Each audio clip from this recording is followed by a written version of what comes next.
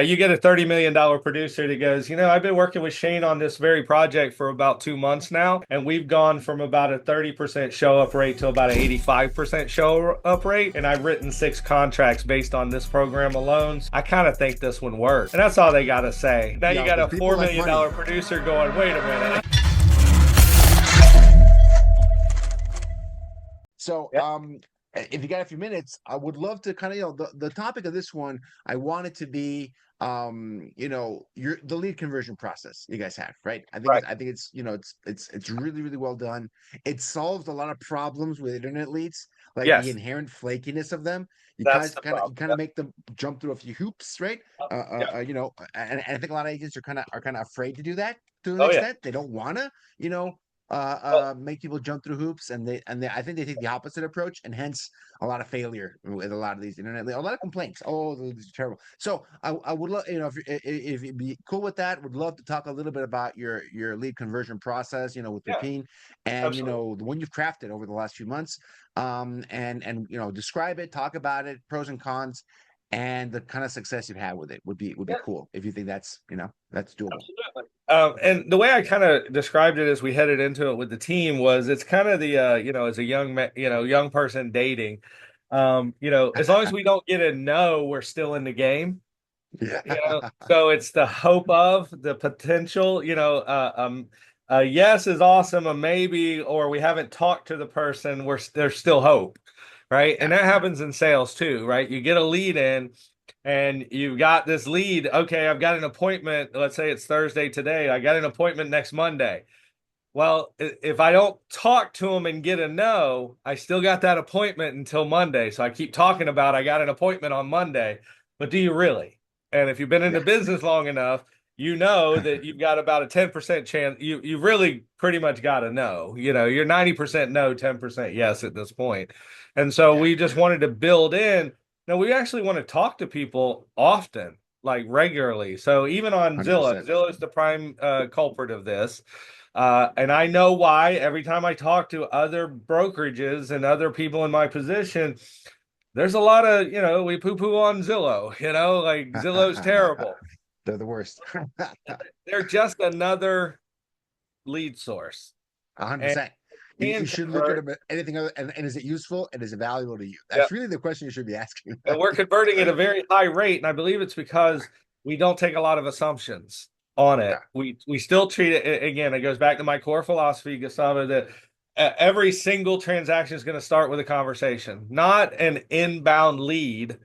It's going to start with a conversation, whether you're cold calling and having the conversation or you're warm calling and having the conversation. You still have to have the conversation. So even on a real time tour, which, from Zillow's point of view, will be the hottest lead there is. But again, that real time tour, I'm dealing with a client, agent right now that's handing off a real time tour tomorrow. As soon as I handed it off to the new agent, I said, it has not been confirmed yet.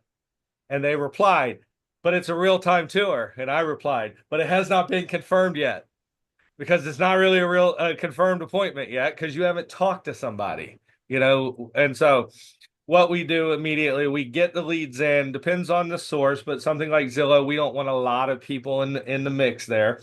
So real-time tour comes in, gets assigned directly to a client, an agent within half an hour. And we're trying to push this down to 5 minutes. Within half an hour, they're immediately calling that client, that lead, and they're saying, hey, this is Shane over at Pepin Realty. I just got your real-time tour request for tomorrow at 10 a.m. Oh, I thought I already had that locked in. Well, unfortunately, that's the assumption a lot of folks have, but we're going to get that for you. I just wanted to make sure that we were still good with it. I didn't want to, lock that in with the listing agent and you not be available at that time.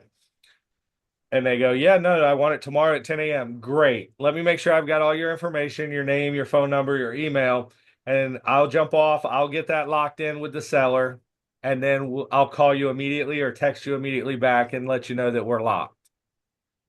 Okay, great. Yeah, absolutely. And then we go do that.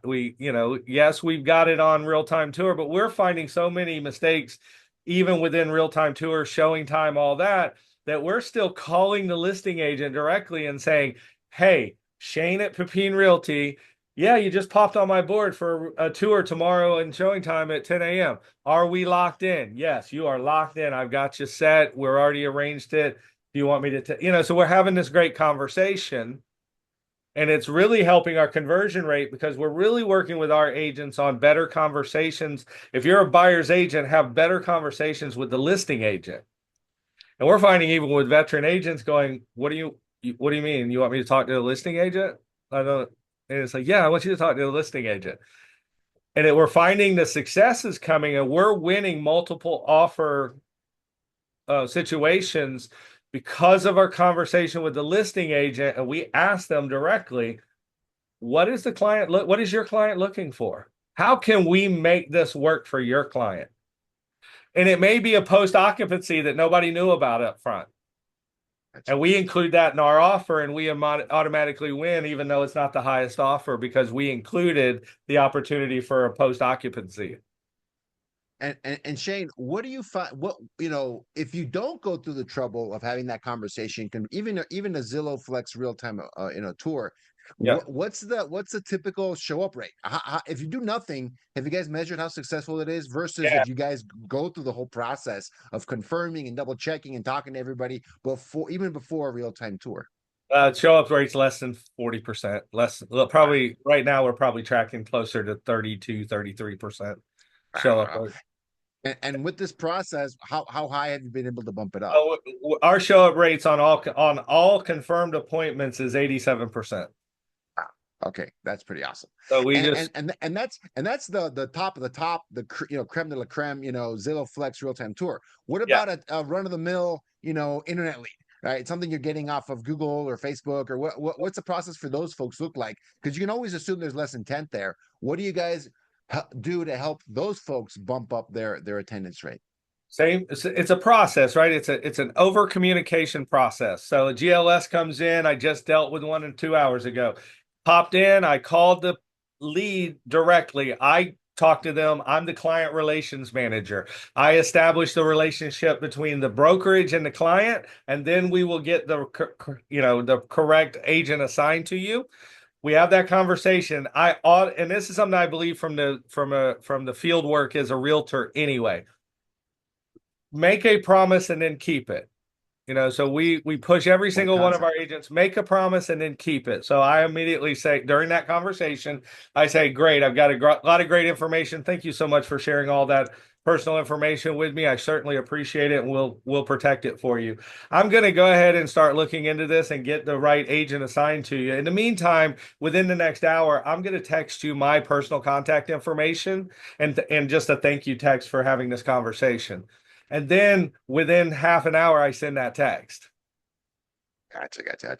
And then you're handing it off to the agent, and then what does the agent do to solidify? Because that handoff is treacherous, right? From that, it's like an ISA handoff. It's that you're making first contact, and then you're getting an agent involved afterwards, right? Well, so I've already been communicating that there's going to be an agent involved. We're going to get and we use very specific wording now. I've changed it. We don't say buying agent, selling agent. We use buyer specialist or seller specialist. We take that word agent out of the communication because it's a road. I mean, what am I thinking of? A speed bump. It's a speed bump on the way to getting this relationship established. And so we say, when I've communicated, I'm going to have one of my seller specialists or one of my buyer specialists give you a call shortly and reach out to you. I do that promise that the only reason I'm doing it is to make a promise and keep it. So I tell them I'm going to text them. I text them. Then I talk to my agents. I get it assigned to the right agent. And then they know we do a three-way text at that point. I then put the agent and the client in a three-way text with me. And I say, Mr. Castro, appreciate everything today and trusting us with your business. I've included on this text Christine Anderson. She's one of our top buyer specialists. She's going to take over the transactions from there. If you have any issues, comments, complaints, or any positives, feel free to send them to me at any time. From here on out, I'll duck out of the conversation and let you talk to Christine. Boom. And I send that three-way text. And usually at that point, I'm having 2 or 3 or 4 replies later to message Christine off to the side and say, take me out of the three-way communication, please. Because they've just been Perfect. shooting back and forth now, and Perfect. now I don't want to be involved. I But got I can see that they're like within 2, 3 hours, they've had 4 or 5 exchanges. Gotcha. Gotcha. So it's a very proactive handoff. It's not It like, is. hey, go Oh give them a yeah, call, please. and I'm still always involved. And I know a lot of teams maybe not, or whatever wording you want to use, are fortunate enough to have me in the mix as far as this position. But a large teams do. You will change your conversion rate if you can make sure that same day, as long as it's not 9 o'clock at 10 o'clock at night, but same day You need to have, I'd say within 24 hours, you need to have between 4 and 7 communications with that client. And two-way communication, not Two just way. you pestering them, like Right. actually having Right. corresponding with them, right? Yeah. And so they've got that handoff, they got the text handoff, they're already communicating. What's the next step after that? Because they're at some point they want to make a more contact. What Yeah. happens after the text exchange or that initial call? Yeah, so as long it depends on how far out that is. Number one, if we say that the appointment's more than 4 days or more away, you need to try to make that sooner. Got it. So offer the opportunity to the client to say, I know I'm just working off today, Gustavo. It's Thursday. Let's say that appointment's on Monday. We want our agents to reach out to that lead, that client, and say, I know we've got an appointment on Monday, and that might be the best time for you, but I just wanted to give you the opportunity. I've got an opportunity on Friday at 4 p.m., and I've got a couple of opportunities over the weekend. That's a hot use lines like that house is in a hot price zone. I'd like to get you to see it sooner if you're really serious about that house. And we get a lot of, we haven't really measured that yet, but we're probably 50-50 on that, getting it moved Nice. up I love just to that. get it sooner. Now, at the point that, okay, it's a lot, let's say we took the one today and we get it on the appointments tomorrow morning at 10 a.m. We want our agents to reach out. In that case, that's really quickly, but we want to first, sometime this afternoon, as you're through your connecting, one of those connections needs to be a video text. So get a video text so they see your face and you're talking to them in what I would call a more intimate level. So you can call them, you can text them, but do a video text. And then if not tomorrow morning, you haven't, let's say you get it at 5 p.m. and you just haven't had time to do that and it's 10 a.m. tomorrow, 8 a.m., 8:30, send them that video text. Hey, this is Shane over at Pepin Realty. We've been communicating. I'm looking forward to meeting you in person at 10 a.m. Let me know if you have any issues in the meantime or any problems in the meantime. And you send that video text. And then always an hour before, looking forward to meeting you in in the next hour. I'll be headed that way in the next 30 minutes. Let me know if you need anything or whatever. And you just kind of lock that in within the hour of the appointment. All Just right. and we use technology. I've shown them how I use on my iPhone something called WordBoard, and it's basically an app that allows you to set all kinds of pre-text, their templates. So I can Gotcha. immediately, it becomes a keyboard on your phone, and so I can switch to that keyboard when I'm texting that person, and then drop a template, change any little details I need to. But you're not having to write these, you know, 4 sentence texts from scratch each time. And I know Yeah. some you can also use like, note your notes app and just copy and paste them, over. But I found WordBoard or something like that, a template based keyboard system, and it's in every single platform. So that just super, and that's part of my, when I make that promise to follow up with you in an hour, within the hour, I'm just using a template text and just hitting Yeah. the button. It's not an automation. It's not a bot. It is you're actually sending the text from your direct line. Actual sending the text. This is, none of these are automations. We don't start automations until we're locked in with the client. I'd say 90% of our automations are for clients we don't have ongoing contact with. Uncontacted. You're trying to get a response from Right, a lot of those right. uncontacted leads, right? That makes the most sense. If Yeah. you've actually spoken to someone, you have positive contact with someone, I don't see why you would use an automation, right? Oh, You've yeah. got some context, they're responsive, you're just trying to, build that relationship, have a Right, real conversation. So right. Shane, this process, it sounds very, very well thought out, looks very intentional. Yeah. I know the question people will be thinking about if they listen to this, right? It would be, how do I get my agents on board? There's a lot of work. This is work. This is, process. This is a lot. You need a lot of consistency. You need to, make sure you're on it and you're on it on time. How do you get the team on board? To adopt a process like this, because with your team, this is a relatively new process, right? It's been Yeah. less than a year. Yeah. People are adopting this. How do Been less you than 6 months. get everyone? And you run a very large team. Like Yeah. the Pepino Realty is a massive team. Yeah. How do you get people on board, implementing this, not letting, don't let leads slip through the cracks, no lead left behind? What's that process like? What's the change management process like? So the best method I've found in 30 years of sales management, and it works here, is you get buy-in from a core group of key respected veteran agents first. And so Got it. before I even talk about it to the entire team, I pull two or three aside or have a lunch with, or I meet and say, I've got this protocol I'd like us to try out. And here's what I can show you in it. Like here's my, I can't guarantee, but I think you'll see your engagement. Well, and a lot of it is, so my father, my biological father, I'm adopted, but I finally met my biological father in the last couple of years, and come to find out, he was a massive. He ran what they called the large project division of the IRS, Oh and wow. help build out massive projects, with foreign countries and all this. And Wow. so part of this is learning over the years, and then also working with him as I've gotten to know him and have these conversations. And he said, it's the old trope, right? Make sure it's their idea, not yours.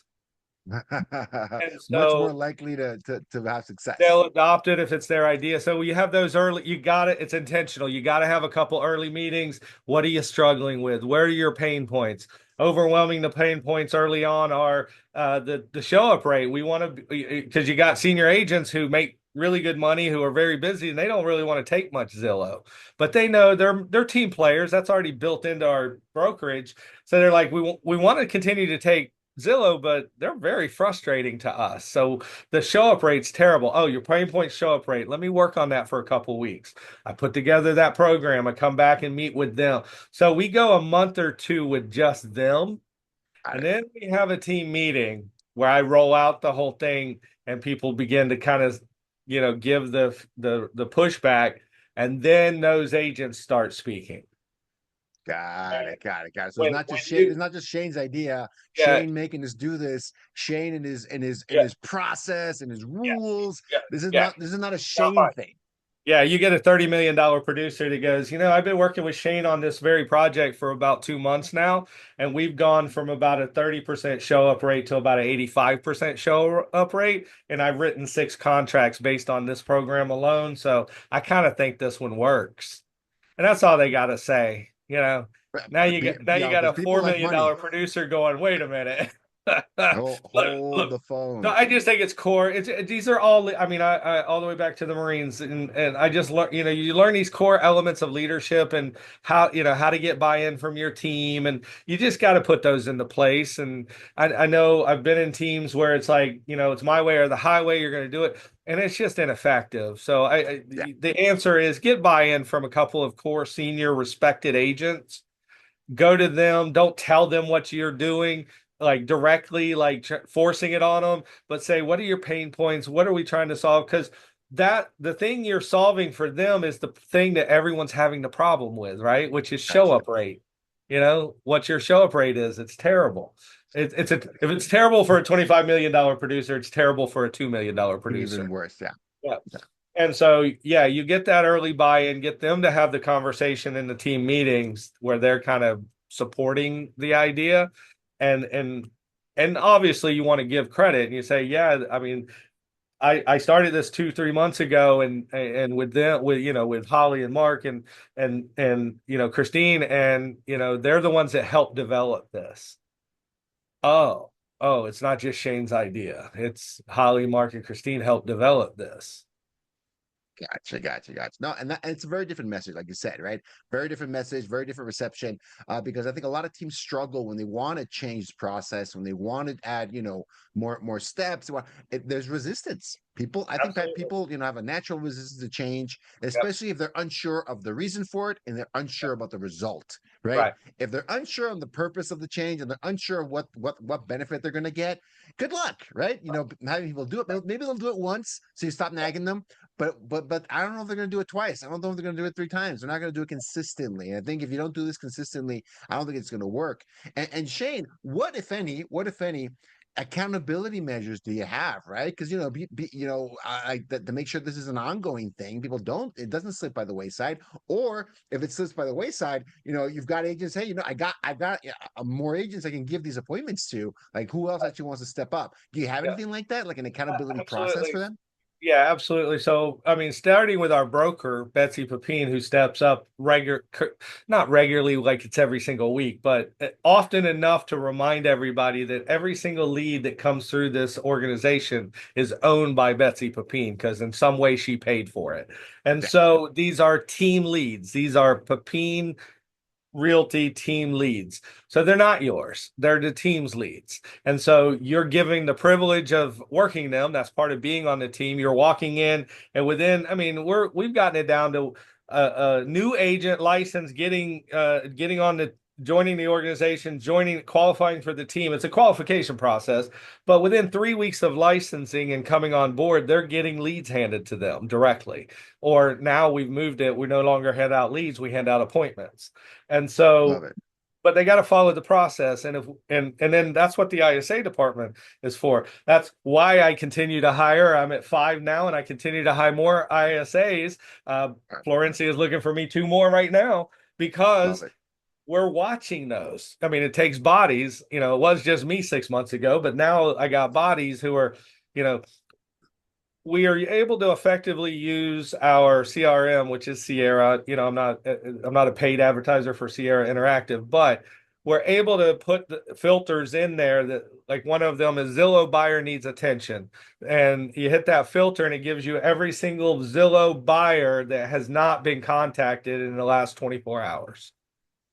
Got it. When we hit Got it. that Got it. button, now you've got those leads, and now your ISAs are reaching out. And we call it we just initiated March 1st, what we call the Lexus follow-up plan, from Lexus, automobile company. And it's a very aggressive follow-up plan. So my ISA department and I now contact leads. I don't care if you're working with them or not. We're calling the lead and saying, hey, you got assigned to Christine. How's she doing? How's she work? How's your feedback with Oh, her? Yeah, and I get it. We already hear the pushback from time to time, even from agents who are coming in that are senior agents and going, wait a minute, somebody's calling my leads. They're not your leads. You're gotcha. you're working the leads, but we're watching and not overseeing everything. And yeah, we're calling and saying, how's Christine Gotcha. doing? Because we want to know about when there's a personality conflict, because like you said, we have a very large team. You don't like Christine, I can give you to Melody. Melody will take care of you. If you don't like Melody, I got Jansen. Yeah, I got the personality that'll click with you. I got So you. we No, don't want it's a very customer centered approach. This is it's not, it's a yeah, customer centric, right? You're thinking about the best thing for the customer, and right, and you don't want to lose the relationship. You don't want to lose the opportunity. You're right. saying, hey, we're here to help you, and we have a lot of options for you. Yeah, yeah. And just like with the Lexus plan, you walk in, you don't like that salesperson, get you another salesperson. You know, it ain't because you still want the Lexus. You still want, and that's the thing that we work with on our agents. You chose Betsy Papine and Papine Realty for a reason, because it's Betsy Papine. The client chose Papine Realty for a reason too. Yeah, It's not you, 100%. it's Betsy. And she's put together the team, and it's her reputation, and it's her brokerage. And but you get a ton of benefits from it because you're faster to leads, your closing rates are better. I mean, everything works better. If you want to get 5 years in, and here's the funny part, people talk about that. They want to come here, spend 2 to 3 years to get built up, and then they'll take off on their own. But then you talk to the senior agents who've been here 19 years and they go, yeah, yeah, just never left because why would I? Like, I make too much The money value is this massive. way. Yeah, Yeah, I make the too value much is money massive. this way. Why would I leave? I don't want to go do all this other work. Yeah, 100%. And I think that's, I think a lot of team leaders struggle with that, right? And they might feel, they might think, or they haven't built a team that just adds massive value. And a top performer, I mean, these agents, I mean, top performers are smart. I mean, they're and if they can do what they do best, which is typically not, the stuff the team is really good at, typically not. That's a Right. great fit. They can Yeah. do what they do best, which is, building relationships, negotiating deals, closing deals. Like that's the highest and best use of a great, great, great agent. Yeah. And if the team can support them with everything else, why would they leave, right? And they're Yeah. making a massive amount of money. It's 100% a win-win.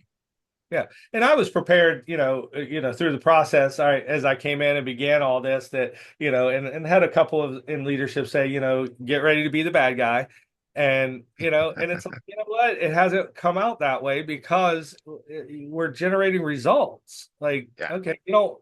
It's not that everybody likes everything that happens every moment, right? But it's like overall, you can have a moment of frustration, but right now you're doing really well, and they'll say we're doing just fine. I got, because we'll check in from time to time if we have something major go wrong, because things do go wrong in a brokerage, and Of course. they go, nope, I'm good, I got no problems, just keep the leads coming, keep the appointments Perfect. coming, you know Yeah. so there is that 100%. accountability, and it's probably more aggressive and oversight than most realtors are comfortable with if they've been doing it any period of time. But I think we've found a good medium mix there where the agents are really appreciative of it at the end of the day, I because got you. we're also able to alert them to upcoming problems they didn't know were coming. Gotcha. Gotcha. No, Because yeah. sometimes the lead feels more comfortable talking to me or one of my ISAs when we're saying, "How's it going? How's everything working out? I know that you're about to close in 2 weeks. Are you feeling comfortable with your closing?" And all of a sudden they start, spilling things to us, and we make those notes and we get those over to the agents. Hey, your client over here, Gustavo Castro, he expressed some concerns here. You may want to circle back up and kind of lock that down for him. Give him the peace of mind that he's closing on time. Yeah, it can be a blind spot, right? For a lot of folks, even an Right. experienced agent. And if you're doing, if you want to scale, you might not have the time for that, or you might not have the thought of that. And having the team support, right, help you catch those things before they become fires, like put them out before they become a fire, can Right. be huge. Right? That can be a really, really big value add. And then another thing to be said is that these agents trust the process, right? Yeah, I mean, they do. you guys, you've created some credibility. You have to have a relationship there where they trust the price. Like you said, they might not be happy with everything and every time, right? I Yeah. don't think anyone can. I don't think it's realistic. You can't always achieve that. Right. But if they trust the process and go, "Hey, this is creating results. This is Yeah. working." You can't argue. I can argue about a lot of things. I'm not going to argue with results and making money. I'm Right. going to trust Shane in this process because this is making people money. Let's go, right? Yeah. Yeah. Yeah. And we want to keep, and we tell them regularly on our Tuesday morning meetings with the team, our job, my job is to keep you in the field selling. Like, I want you in the field selling. I want you to have as little office time as possible, because you're Gotcha. building they may talk to me on the phone and all, but we're never getting to the point. I don't care what anybody says, this is personal belief. We're never getting to the point where this is all automation. It's just not happening. There's a comfort level. You're buying a $600,000 home, or you're selling an $800,000 home. You want an expert, a body, a human that you can converse with and create a relationship with, and even if it's you may. I mean, I'm working with a client right now that we're getting assigned, and he was a home inspector and created home valuations for like 25 years. But this is his mom's home. It's a 400 plus thousand dollar home, and he goes, I just need somebody a little more connected and modern than I have been. I retired 15 years ago, and I Oh think wow. I have an idea of what the home's worth. But can you send me one of your seller specialists? Let's get a CMA done, and I'm going to reward you guys with the work by giving you the listing. Wow. Wow. 100%. So Yeah, you got a pro. Thinking, you know what? I'm a pro, but there's too much on the line here. This is too yeah, much of an important, decision, right, biggest asset, and my mom's gonna have, and she needs that money for the next stage of her life. right, I'm not gonna mess this up, yeah, my own mom, right? yeah. So I think it's such a great example because I think you're right, Shane. Automation, and again, not knocking automation. I'm not Oh, all I the love AI and the automation. bots. Yeah, I'm in. They're a tool. They're useful, right? They have a purpose. But if people are kind of thinking again, maybe in 20 years we'll be wrong. I don't know, right? But I don't in the believe it. Yep, foreseeable future, I just don't see people not being centric to this role, right? yep, Because of what you just described. There's too much on the line. I'm right. going to do a couple of these transactions in my entire life. Yep. And if I mess this up, there's going to be real world consequences. It's not going to be a small thing. I can't just return it to Amazon, right? Yeah, yeah, right. I can't. That's why there's no salesperson in Amazon. You don't need one, right? Yep, You're buying off the website. If you don't like it, send it back. And you yeah, can't do that with a property. You know what I yeah, mean? yeah. Like, that's just not going to happen. And there's much more at stake. It's a very emotional process. All these reasons. I just don't see the agent, the person, not being central Right. to that process for the very very foreseeable future. Well, and I'll I just don't think it's going to happen. and I'll give two examples or two thoughts on why two as examples. Our first is in a smaller purchase, but still a major purchase, automobiles. Every time it's tried in automation through Carvana or eBay Motors or whatever, they continue to fail when they remove direct interaction with salespeople. They continue to fail. And so if they can't get it done in cars, they can't get it done in homes. And Yeah, the other side of it is, and there's been a 20-year experiment with cars that's failed. And 100%. so, I remember eBay Motors. That was a yeah, thing 20 years ago. It was going to absolutely. end And all Carvana. dealerships. It was And Carvana, yeah, and that's a more recent Varda's one, right? spending But $100 million a year on advertising and still can't make a profit. yeah, With 100%. all their wonderful ads. The other side of it is, and our broker Betsy Pepin, she interacts with high level brokers all over the country, and she came back with a really good quote not too long ago, and she said, "It's not that AI will replace realtors or brokerages, but realtors and brokerages that use AI will replace everyone else that doesn't." 100%. I do think that's true. So The that's AI kind of enabled where we agent. approach it. Yeah. Yeah, the AI enabled agent, the AI enabled brokerage Yeah. is gonna crush people. And this is I agree with that statement. I think that Yeah. is true. The more powerful these tools become, I think they're gonna make that much more of a difference, but they're tools, right? I think that's a really clear distinction. I think Betsy's spot on with that Yeah. observation. If you do not embrace this technology, I do think you're going to lose market share. For, Yeah. subtly at first, dramatically at the end, right? Yeah. Very subtly and then suddenly, And subtly I, and yeah. suddenly, like the And internet. to I mean, your let's not point, go that far. Like and, social media, like yeah. Google, like that. That was, Yeah. subtly at first, suddenly at the end. That Yeah. those became major, major players in the industry. I Right. think AI is going to be the same. Well, and for us, and you talk about this program that we've initiated and created that probably would have taken 9 months to a year to effectively roll out, has taken us less than 6 months because of the integration of AI through the process. Oh wow. Meaning, we didn't have to, like, if we had like text and templates and all that, we let AI help us generate those faster. Wow. And we run everything through AI for any additional points. We don't copy it. It's not thinking for us in the perspective of, hey, I want to do this program. How do I do it? No, we're going to start laying it out, but at each step we run elements through AI, and it Gotcha. and it cleans it up faster. It gives us better templates, and it creates templates faster, and then we just edit them down. So it might take a week to edit a series or to create and go through the process of a series of templates, where now it's taking less than a day to do it because Gotcha.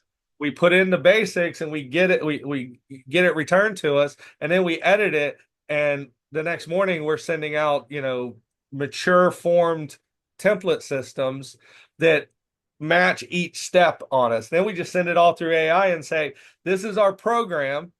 Ask pertinent questions as we go through this, as we outline it, and then help us make sure that we're streamlined, efficient, and it's buyer or it's client centric.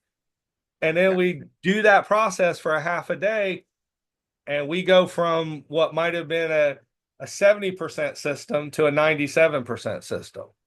I got you. As a tool, it's increasing It's productivity. all it is. 100%. I agree with that. I think that's definitely where it's going. So awesome. That's a great take, Shane. Thank you so much. All right. Yeah, man. All right, cool. We'll clip that.